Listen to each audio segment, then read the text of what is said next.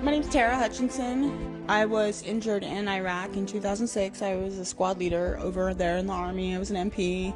After my vehicle hit an IED, my leg was instantly severed, and the blood loss from that was incredible. Almost instantly, I knew I was going to die. I mean, there's no way that you can survive that much blood leaving your body. My squad leader jumped in, and he put a tourniquet on my leg, but by the time I made it back to the fob, my heart had stopped. I had lost enough blood. When I woke up 3 months later, I only had one leg, and I had a burn on my left leg where my boot melted to my skin. It was a third-degree burn. I had ended up with this brain injury that had manifested as Parkinson's disease. So I had these tremors that were just horrible in my hands. I couldn't do anything. I couldn't feed myself.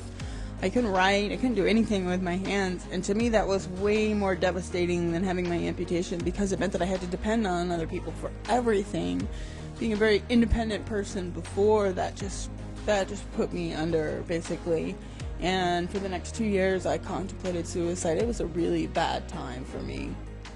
Amazingly enough, I made it to some of my doctor's appointments, and one of them was an occupational therapist, and she said I should try a hobby that used my fine motor skills. So on a whim, I decided to start making jewelry. And after about 6 months of that, I realized one day that my hands were almost back to the point they were before my injury. And so it basically meant that my brain had figured out ways around the damaged areas to facilitate these very detailed tasks that I was doing with my hands. So it was absolutely incredible once I figured that out. Because I know what it's like to not feel beautiful, my life's mission has become to help women feel beautiful about themselves with my jewelry.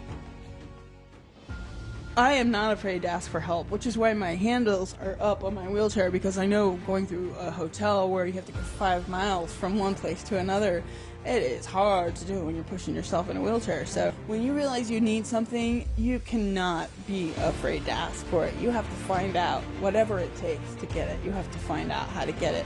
Most of us who are in the Army or the Air Force or whatever, we know that when you need something and it's an end goal, you're going to research and find out a way to make it happen. Am I right? You're just going to do it.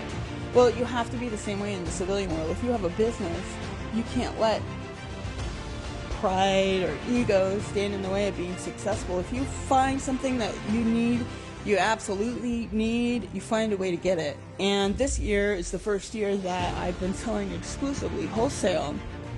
And I've been to Phoenix and Atlanta and Las Vegas, and all of those shows that I've been to, the booth has been comped, and the hotel has been comped, and the airfare has been comped, and it's all been provided to me at no cost, which is just amazing, because especially the Las Vegas booth, that was probably $50,000 that they paid for me. It all came to me because I asked for it, so you cannot be afraid to ask for help. When I found out about work vessels for veterans, I was absolutely just amazed that there was a nonprofit that would help me with very expensive equipment that I needed for my studio. Having this welder has just revolutionized my business. It's just changed things to another level.